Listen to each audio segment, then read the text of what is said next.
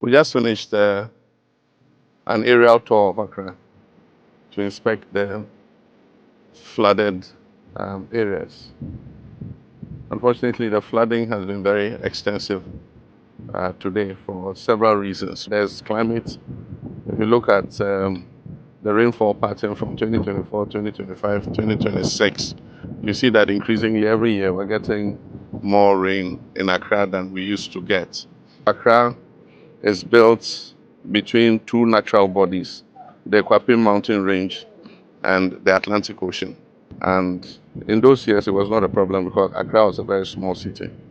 But as the population continues to increase and people continue to build, it restricts the path of the streams on their way to the Atlantic. So that's an engineering problem. We need to see how to open the channel so that the water can pass.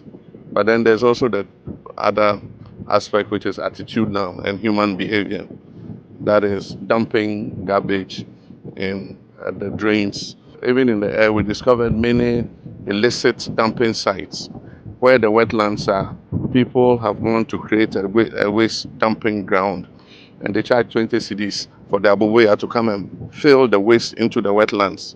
And when it has filled sufficiently, they sell the land to people to come and build on it. Anytime you begin to take action and you start breaking houses, people think that government is inhumane. But when the problem arises like this flood, it affects everybody. And so all of us have been affected because of the conduct of a few people blocking the channels and preventing the water from passing.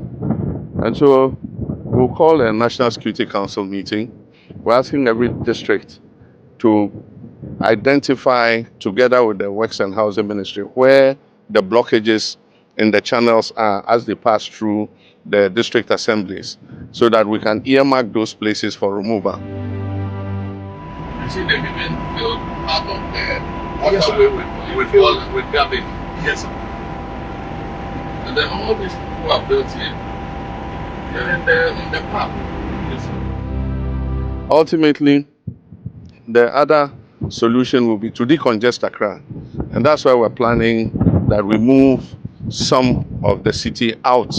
That is the major government departments, and then also create a new center of growth so that our people will start building outside Accra in a new city instead of everybody looking for some space in Accra to build. So, but that's a long-term solution. But I just want to express my sympathy with people who have lost property. Loss of property has been very extensive, and I want to thank the military, MADMO, the police, and the Hydro, Works and Housing Ministry, and all the emergency response team, 48th Engineers Regiment, for the rescue that they did.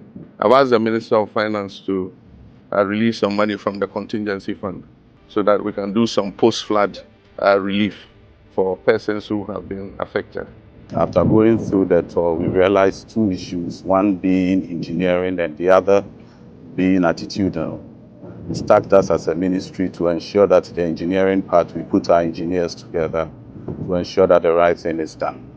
And also ensure that the good people of Ghana also do the right thing to ensure that at the end of the day, we'll be able to get the best for our good country, Ghana. But let us change our attitude and let us find a permanent solution to this Accra flooding problem. We shouldn't become like the vulture who, anytime it is raining, he says as soon as it stops raining, he will repair his roof.